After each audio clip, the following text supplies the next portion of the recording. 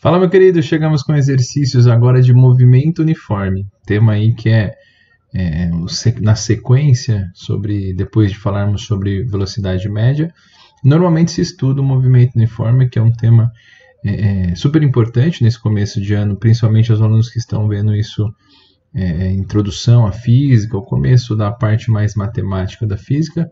Muito importante você saber esses conceitos, e esse exercício aqui nos fala bem sobre isso, não é? Então a gente vai resolver esses 3 itens, e se você não está inscrito aqui no canal, se inscreva, nos ajude também, se for útil esse vídeo para você, tá bom? Então, vamos lá. Então ele fala que um objeto realiza um movimento uniforme, isso já é bem importante, viu? Então já marca essa informação, que é um movimento uniforme e determinado referencial. Suas posições variam com o tempo segundo os dados da tabela.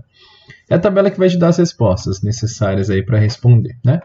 Primeira pergunta que ele fala, ó, veja aqui, o espaço inicial e a velocidade escalar do movimento. Perceba que inicialmente no t igual a 0, a posição dele é 60. Portanto, aqui logo de cara a gente já pode dizer que a posição inicial aqui é 160 metros. Esse 0 dele é 160 metros. E eu posso escrever até que é pela tabela, né? Pela tabela eu consigo observar essa informação aqui, que a posição dele vale 160 metros inicialmente. Por quê? Porque quando o tempo é 0, sua posição inicial é 160. Maravilha. Então, essa é a primeira resposta que ele queria para você, e também ele queria a velocidade. Para achar a velocidade, o que a gente vai fazer? Usar a equação do sorvete, né? Então, a gente pode usar que S é igual a S0 mais VT. Né? Então, a gente pode, substituindo aqui o S, vamos escolher qualquer ponto. Fica bastante à vontade para escolher qualquer ponto. Eu vou escolher aleatoriamente o ponto 8 aqui, tá? Poderia escolher o 4, o 12, 16 ou 20, tanto faz. Mas eu escolhi que quando o tempo é 8, a posição dele vale 80. Então, vou marcar que a posição aqui desse rapaz é 80. O S0 dele, a posição inicial é 160, mais a velocidade dele que eu quero descobrir. E o que acontece? A posição dele é 80 quando o tempo é 8. Então, vou marcar que aqui o meu tempo é 8. Maravilha. Resolvendo essa equação, eu passo 160 para cá. Então, fica 80 menos 160 é igual a V vezes 8, a mesma coisa que 8 vezes V. Não é?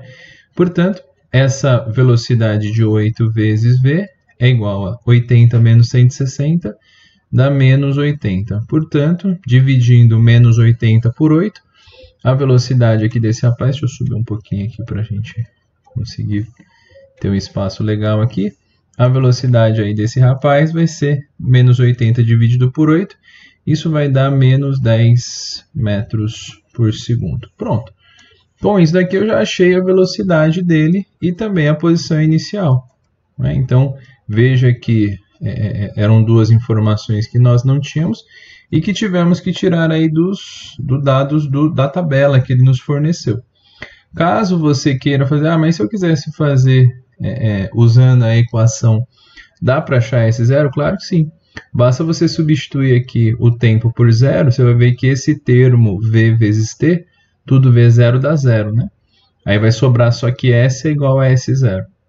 Portanto, quando o tempo é 0, a posição dele é 160. Aí você encontraria que S0 é 160.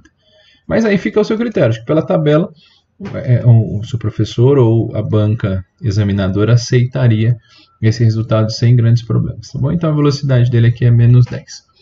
Bom, como a velocidade dele é menor do que 0, ela é negativa, a gente diz que toda vez que a velocidade é menor do que 0, o movimento é chamado de movimento retrógrado. Vou colocar aqui, o movimento dele é retrógrado. E isso aqui está pautado onde, né? Qual que é por que a justificativa dele, né? É porque a velocidade dele é menor do que 0. Toda vez que a velocidade for negativa, né? O movimento é retrógrado. Perceba que a gente fez o cálculo e encontrou que a velocidade dá menos 10. Portanto, esse movimento aqui é retrógrado. E para a gente escrever a função horária do movimento, e aí é um movimento de uma equação de primeiro grau, né, o sorvete que a gente tem aqui, a gente precisa de duas informações. Quem são elas? Né? O S0 e a velocidade. Para que seja uma função ou uma equação, a gente precisa de duas variáveis. É uma função horária, ou seja, depende do tempo, e do movimento a gente fala da posição dele. Portanto, a função horária que a gente vai ter é de 160, veja lá, ó, pela tabela o S0 é 160, menos 10 vezes t. Pronto. Aqui a gente já encontrou a função horária ou a equação. Também ele poderia te perguntar qual que é a equação. Função e equação aí nesses, quando a gente fala de move, são sinônimos, então poderia aparecer também. Então aí a gente encontrou a função horária com os valores encontrados na tabela. Só para você ter uma noção, ó, se você substituir qualquer valor aqui, você nessa equação tem que bater os dados dessa tabela. Por exemplo, vou pegar esse caso aqui, ó, quando o tempo é 4. Quando o tempo é 4, vai ser 10 vezes 4, isso dá 40. E 160 menos 40 tem que dar 120, que é exatamente o valor da posição aqui que ele nos deu. Se você fizer isso para todos os valores, você vai ver que tem que bater.